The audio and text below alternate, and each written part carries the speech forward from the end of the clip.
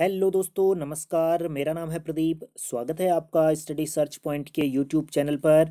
उम्मीद है आप सभी लोग कुशल से होंगे और सकारात्मक सोच के साथ नियमित रूप से अपनी पढ़ाई लिखाई का कार्य कर रहे होंगे। जैसा कि अभी आप सभी लोग जानते हैं, भारत में लगातार नोवल कोरोना वायरस का संक्रमण बढ़ते जा रहा है, जिसको लेकर के सरकारों के द्वारा अलग अलग दिशा निर्देश जारी किए जा रहे हैं। तो आपको भी थोड़ा सा एक जिम्मेदार नागरिक के तौर पर अपने कर्तव्यों का पालन करना है। और आपके आसपास कोई ऐसा व्यक्ति है जो जिसको किसी चीज़ की ज़रूरत है और आप उसकी ज़रूरत को अगर पूरा करने में सक्षम हैं तो अवश्य ही उसकी आप सहायता करें। हम ऐसी आपसे उम्मीद रखते हैं कि ज़रूरतमंद लोगों की आप सहायता करेंगे। ये समय थोड़ा सा मुश्किल और संघर्ष से भरा है, लेकिन उम्मीद है कि जल्द से जल्द हम इस चुनौती को पार कर पाएंगे। जैसा कि हमारे इतिहास विषय की वीडियो सीरीज चल रही थी, जिसके क्रम में हमने विभिन्न धर्मों या संप्रदायों से संबंधित जानकारी आप तक साझा कर रहे थे, जिसमें पिछले वीडियो के अंकों में हमने शैव संप्रदाय और वैष्णव संप्रदाय को लेकर के चर्चा करी थी। तो उसी क्रम को आगे बढ़ाते हुए वीडियो के इस अंक में शाक्य संप्रदाय को लेकर के हम चर्चा करेंगे। उम्मीद है ये वीडियो का अंक आपको पसंद आएगा। वीडियो अगर पसंद आता है तो अपने साथियों से भी साझा करें। हमारे चैनल पर पहली बार आए हैं तो चैनल को सब्सक्राइब करके बेल आइकन अवश्य प्रेस करें, ताकि हमारे चैनल पर अपलोड किए जाने वाले वीडियो का नोटिफिकेशन आपको मिलता रहे। तो शुरू करेंगे आज के अपने इस वीडियो के अंक को, जिसमें हम बात कर रहे हैं शाक्य संप्रदाय को लेकर के। सबसे पहले हम यहाँ पर जानेंगे कि शाक्य संप्रदाय है क्या। देखिए, शाक्य संप्रदाय उस संप्रदाय को कहते हैं जिसमें कि लोग शक्ति को इष्ट देवी मान करके पूजते हैं, या हम ऐसा भी कह सकते हैं कि मातृ देवी या मातृ शक्ति की उपासना ये शाक्य संप्रदाय के लोग करते हैं। तो उस संप्रदाय को कहा जा सकता है शाक्य संप्रदाय जिसमें मातृ शक्ति को पूजा जाता है। और शाक्य संप्रदाय में देवी दुर्गा के संबंध में श्री दुर्गा भागवत पुराण एक प्रमुख ग्रंथ है, और जिसमें 108 देवी की शक्तिपीठों का वर्णन हमें देखने को मिलता है। और इनमें से 52 शक्तिपीठ ऐसे हैं जो कि बहुत ही महत्वपूर्ण स्थान रखते हैं, और इसी में से एक दुर्गा सप्तशती एक अन्य शक्तिपीठ है जो कि इन 52 शक्तिपीठों में से प्रमुख शक्तिपीठ है। तो शाक्य संप्रदाय कुल मिलाकर के उस संप्रदाय को कहा जा सकता है जिस संप्रदाय के लोग किसी शक्ति को इष्ट देवी के रूप में पूजते हों, या उसको मातृ देवी या मातृ शक्ति के रूप में पूजते हों, उसकी उपासना करते हों। और शाक्य संप्रदाय में देवी दुर्गा के संबंध में श्री दुर्गा भागवत पुराण एक प्रमुख ग्रंथ है, जिसमें हम देखते हैं कि देवी के 108 शक्तिपीठों का वर्णन यहाँ पर किया गया है। और इनमें से 52 शक्तिपीठ ऐसे हैं जो कि विशेष महत्वपूर्ण स्थान रखते हैं, और इसी में से एक शक्तिपीठ है दुर्गा सप्तशती।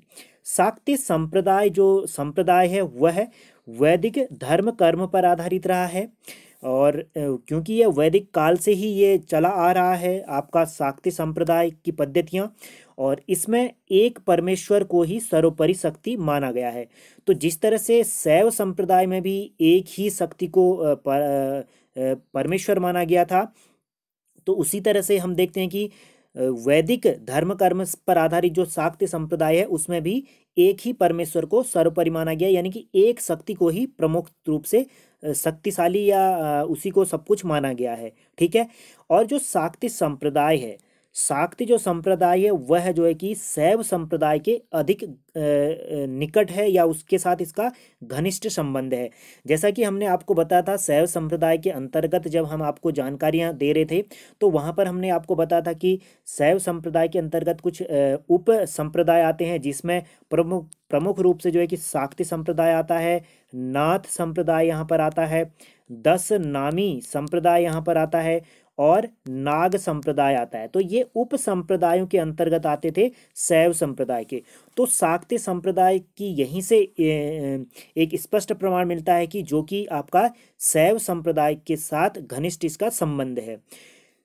शाक्य धर्म या संप्रदाय का उद्देश्य क्या है? तो इसका जो उद्देश्य है वह सभी का उद्देश्य जो है वो मोक्ष पर आधारित है, लेकिन फिर भी जो शाक्य संप्रदाय है उसमें शक्ति का संचय करो, शक्ति की उपासना करो, शक्ति ही जीवन है, शक्ति ही धर्म है, शक्ति ही सत्य है, शक्ति ही सर्वत्र व्याप्त है, और शक्ति की ही हम सभी को आवश्यकता है। कुल मिलाकर के बलवान बनो, वीर बनो, निर्भय बनो और स्वतंत्र और शक्तिशाली बनो, इसका मुख्य उद्देश्य है। जैसा कि इससे पहले भी हमने वैष्णव धर्म के बारे में जानकारी आप तक पहुंचाई थी, यानी कि जिसको भागवत धर्म भी कहा जाता है, पंचरात्र धर्म भी जिसको कहा जाता है। उसके बाद शैव धर्म के संबंध में जानकारी हमने आपको दी थी। तो इन सभी धर्मों का जो उद्देश्य, जो इन सभी संप्रदायों का जो मुख्य उद्देश्य है, वो तो मोक्ष प्राप्त करना है ही है।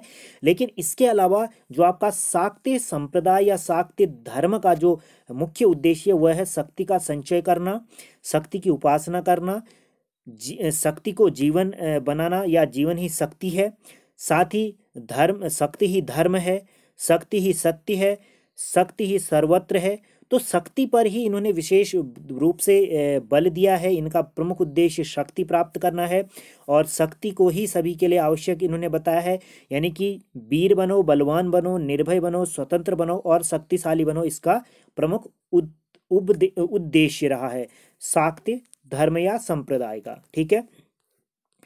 जैसा कि हम देखते हैं कि नाथ और शाक्य संप्रदाय के जो साधक हैं वह शक्तिमान बनने के लिए तरह तरह के या शक्तिशाली बनने के लिए तरह तरह के योग और साधना करते हैं और सिद्धि प्राप्त करते रहते हैं। तो जैसा कि इस संप्रदाय का मुख्य जो उद्देश्य है वह बलवान बनना, वीर बनना, निर्भय बनना, शक्तिशाली बनना रहा है। और नाथ जो उप संप्रदाय है शैव धर्म के अंतर्गत, तो उसका भी मुख्य उद्देश्य यही रहा है शक्तिशाली बनना, बलवान बनना। तो इसीलिए यह शक्तिशाली और बलवान बनने के लिए तरह तरह के योग और साधना करते हैं, सिद्धि प्राप्त करते हैं। ठीक है। और शाक्य संप्रदाय के जो लोग हैं, शाक्य संप्रदाय के लोग, जैसा कि आरंभ में हमने बताया था, ये शक्ति को इष्ट देवी के रूप में पूजते हैं। और शैव संप्रदाय या शैव धर्म के साथ जो है कि शाक्य जो धर्म है उसका एक घनिष्ठ संबंध रहा है। और जिस तरह से शैव संप्रदाय जो है कि जिसका इतिहास कह सकते हैं कि प्राचीन रहा है, यानी कि प्राचीन समय से ही शैव संप्रदाय प्रचलित रहा है, तो उसी तरह से शाक्य संप्रदाय भी या शाक्य धर्म भी प्राचीन समय से प्रचलित रहा है। और इसका जो समय हमें देखने को मिलता है वो प्रागैतिहासिक युग के समय से ही ये नजर आता है। प्रागैतिहासिक युग सिंधु सभ्यता का युग था, सिंधु हड़प्पा सभ्यता का युग था, जिसमें हम देखते हैं कि सिंधु सभ्यता के अंतर्गत मातृ देवी की उपासना बड़े रूप में प्रचलित रही थी। और जिस कारण हम इस जानकारी को स्पष्ट रूप से या प्रमाण के साथ, तथ्यों के साथ कह सकते हैं कि जो प्रागैतिहासिक युग था उस दौरान से ही शाक्य धर्म प्रचलित रहा था। क्योंकि हड़प्पा सभ्यता में, सैंधव सभ्यता में, सिंधु सभ्यता में मातृ देवी की उपासना की जाती थी और बड़ी संख्या में यहाँ पर मातृ देवी की मूर्तियाँ हमें प्राप्त होती हैं खुदाई में। पुरातात्विक साक्ष्यों के आधार पर ये जानकारी हम कह सकते हैं। ठीक है। वैदिक साहित्य में भी हमें सरस्वती, अदिति, उषा और लक्ष्मी आदि देवियों के विषय में सूचना मिलती है। जो ऋग्वैदिक काल रहा था, वैदिक काल रहा था, उस दौरान जो साहित्यों की रचना की गई है, ऋग्वेद, सामवेद, यजुर्वेद, अथर्ववेद, और साथ ही साथ जो अन्य साहित्यिक उपनिषद लिखे गए हैं, अरण्य ग्रंथ लिखे गए हैं, उनमें भी विभिन्न तरह की देवी देवताओं के बारे में जानकारी मिलती है। जिनमें से जो प्रमुख देवियों की उल्लेख हमें मिलता है, सरस्वती का, अदिति का, उषा का और लक्ष्मी का वर्णन हमें देखने को मिलता है। देवी महात्म्य का विस्तृत जो वर्णन हमें देखने को मिलता है वो महाभारत और पुराणों में मिलता है। तो देवी महात्म्य का जो विस्तृत वर्णन हमें प्राप्त होता है वो महाभारत और पुराणों से प्राप्त होता है। और देवी की उपासना 3 रूपों में की जाती है। तो देवी की जो उपासना है, मातृशक्ति की जो उपासना है वो 3 रूपों में की जाती है। एक शांत और सौम्य रूप कह सकते हैं, दूसरा उग्र या प्रचंड रूप कह सकते हैं, तीसरा काम प्रधान रूप कहेंगे। ठीक है। तो तीसरा जो रूप है काम प्रधान रूप है, दूसरा जो रूप है उग्र या प्रचंड रूप है, पहला जो रूप है वो है आपका शांत या सौम्य रूप। तो इन 3 रूपों में देवी की आराधना या मातृशक्ति की आराधना की जाती है। सौम्य रूप के प्रतीक के रूप में जो देवियां जानी जाती हैं, उमा, पार्वती और लक्ष्मी, ये सौम्य रूप या शांत रूप के प्रतीक मानी जाती हैं। और देवी के जो उग्र रूप प्रचलित हैं उनमें चंडी, दुर्गा, भैरवी और कपाली। ठीक है। यहाँ पर ये भैरवी है। ठीक है, टाइपिंग मिस्टेक है, भैरवी लिखा गया, तो ये भैरवी यहाँ पर है, भैरवी। ठीक है। तो आपको ध्यान देना है, भैरवी, चंडी, दुर्गा और कपाली ये देवी के उग्र रूप हैं। यहाँ पर जैसा कि हमने आपको बताया था कि शैव धर्म के अंतर्गत कापालिक संप्रदाय और कालमुख या कालामुख संप्रदाय चार संप्रदायों में से दो प्रमुख संप्रदाय रहे थे। तो ये दोनों संप्रदाय देवी की उग्र रूप की आराधना करते हैं, यानी कि ये चंडी की पूजा करते हैं, दुर्गा की पूजा करते हैं, भैरवी और कपाली की ये पूजा करते हैं, कपालिक और कालमुख संप्रदाय के लोग। ठीक है, जो कि शैव धर्म से संबंधित संप्रदाय हैं। ठीक है, और वैष्णो देवी जो है वह एक देवी का सौम्य रूप मानी जाती हैं। वैष्णो देवी मंदिर जो है कि जम्मू कश्मीर कटरा में ये मंदिर आता है, वैष्णो देवी मंदिर। और वैष्णो देवी जो है वो देवी के सौम्य रूप को प्रदर्शित करती हैं। कोलकाता में स्थित जो काली मंदिर है वह देवी के उग्र रूप का प्रतिनिधित्व करता है, यानी कि यह उग्र रूप को दर्शाता है देवी का, काली।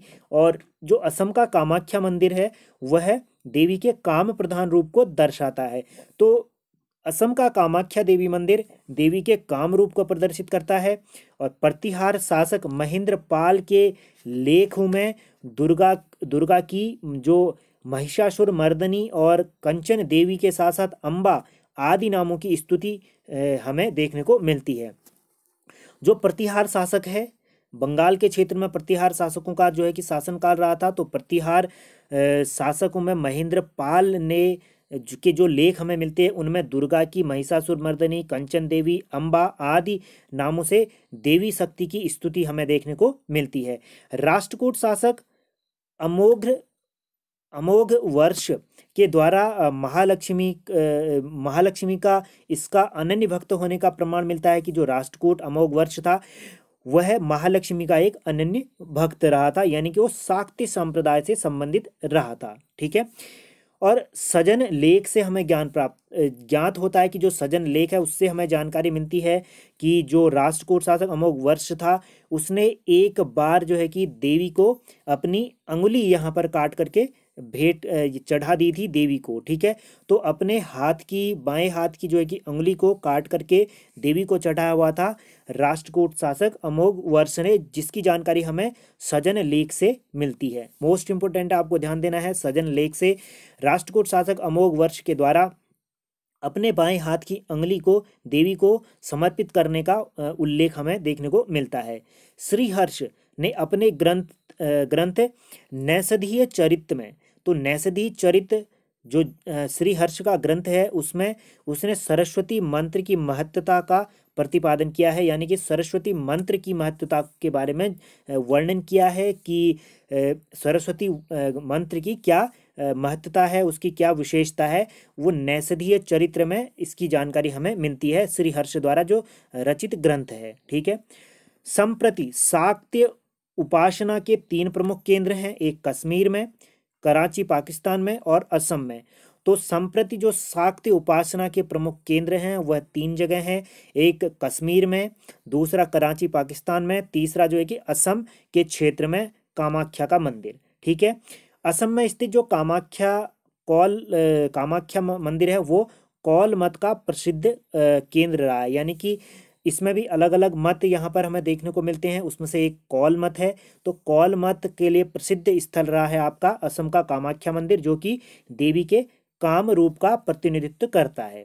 ठीक है, अब कुछ जानकारियां मंदिरों को लेकर के हैं। शाक्ति धर्म यानी कि देवी से संबंधित जो मंदिर रहे हैं उनमें प्रमुख मंदिर वैष्णो देवी मंदिर जम्मू कश्मीर में आता है, विंध्यवासिनी मंदिर विंध्याचल के क्षेत्र में आता है मध्य प्रदेश के क्षेत्र में, और 64 योगिनी मंदिर जो है कि भेड़ाघाट मध्य प्रदेश में आता है, पार्वती मंदिर नाचना कुठार मध्य प्रदेश के क्षेत्र में आता है, कामाख्या मंदिर असम में आता है, और दक्षिणेश्वर काली मंदिर जो है कि आपका कोलकाता में आता है।